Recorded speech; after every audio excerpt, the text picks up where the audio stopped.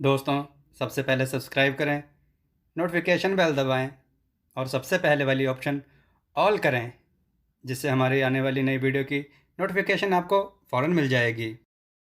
जय श्री राम भक्तों। दोस्तों, ये कथा बहुत ही अच्छी है, पूरी सुनकर लाइक जरूर कीजिएगा। चलिए कथा की ओर चलते हैं। आज की कथा है चोर की गठरी और एक साधु। आइए कथा श्रवण करें। बहुत समय पहले की बात है। एक शहर के कैद खाने से एक कैदी भाग निकला। वह एक चोर था। उसका एक हाथ कटा हुआ था। तब उस शहर में चोरी करने वाले का हाथ काट दिया जाता था, मगर इतनी सख्त सजा के बावजूद भी वह अपनी चोरी की आदत छोड़ नहीं पाया था। उसका नाम छब्बे था। मौका पाकर वह एक बड़े मकान में घुस गया, जिसके दरवाजे खुले हुए थे।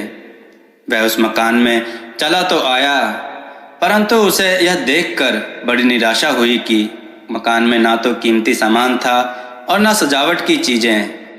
बस एक बड़े हाल से एक तरफ कुछ बोरियां और चमड़े का तकिया रखा हुआ था और दूसरी तरफ सस्ती ऊन के थान। छब्बे की निगाह ऊन के थानों पर टिक गई। चलो कुछ तो मिला, यह सोचकर वह जल्दी जल्दी उन थानों को एक गठरी में बांधने की कोशिश करने लगा, लेकिन कामयाब ना हो सका, क्योंकि उसका एक हाथ कटा हुआ था। उसी समय एक अजनबी हाल में आया, जिसे देखकर चोर घबरा गया, लेकिन अजनबी ने उसे सांत्वना दी और खुद आगे बढ़कर उसकी सहायता करने लगा। दिए की धीमी रोशनी में भी उस अजनबी का चेहरा चमकता दमकता दिखाई दे रहा था, सौम्य और शांत, जबकि छब्बे के मारे घबराहट के पसीने छूट रहे थे। 2 गठरियां बनाने के बाद अजनबी ने छब्बे के चेहरे का पसीना पोंछा और उसे दिलासा दिया। इसके बाद अजनबी ने छोटी गठरी छब्बे को सौंपी और खुद बड़ी गठरी उठाकर चलने लगा।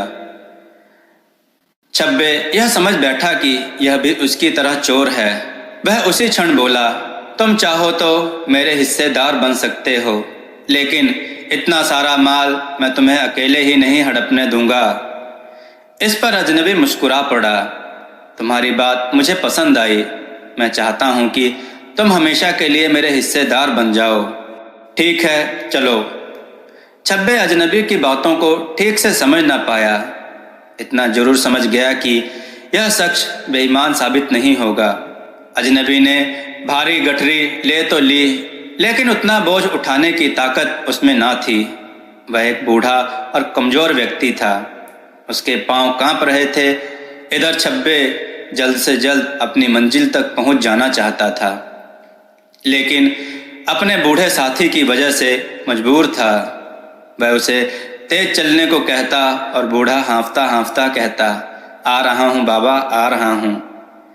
एक जगह अजनबी हांफता हुआ लड़खड़ा कर गिर पड़ा। छब्बे को गुस्सा आ गया। उसने लात मारते हुए कहा, बूढ़े, क्या इसी बूते पर तू मेरा हिस्सेदार बनना चाहता है?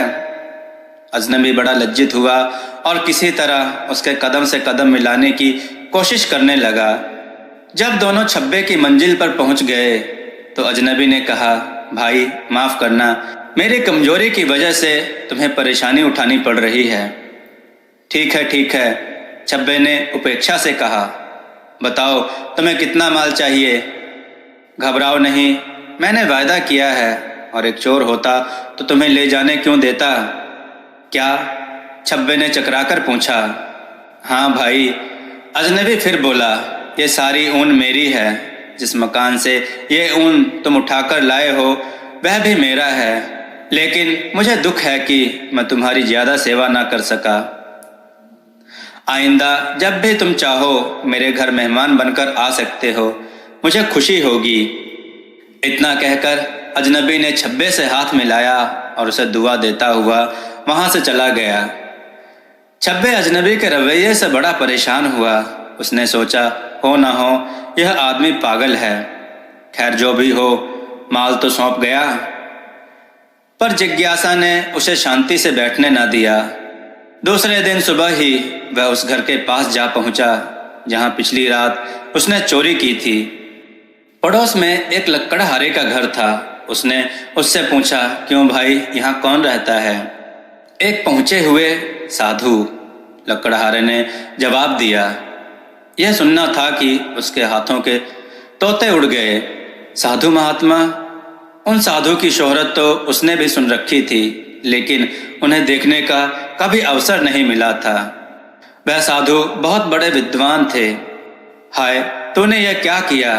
छब्बे पश्चाताप में अपने गाल पर तमाचे मारते हुए बोला और लपक कर उस मकान में दाखिल हो गया। बाबा जी, मुझे माफ़ कर दीजिए, मुझसे अनजाने में भूल हो गई। मैं अपना अपराध स्वीकार करता हूँ, मुझे सजा दीजिए। वह साधु के कदमों में गिरकर गिड़गिड़ाने लगा, मगर साधु ने उसकी पीठ थपथपाते हुए कहा, तुम हमेशा के लिए मुझसे साझेदारी कर लो। उसी दिन से छब्बे साधु का शिष्य बन गया और आगे चलकर उसने सारे बुरे काम त्याग दिए और लोगों को भी अच्छी राह पर लाने की कोशिश करने लगा। दोस्तों, आपको यह कथा कैसी लगी? अपने विचार और सुझाव कमेंट में जरूर दें। हमारी कथाओं को लाइक करें, हमारे चैनल को सब्सक्राइब करना ना भूलें। हमारी कथाओं को शेयर जरूर करें, जिससे लोगों को उत्तम ज्ञान प्राप्त हो। जय श्री राम भक्तों।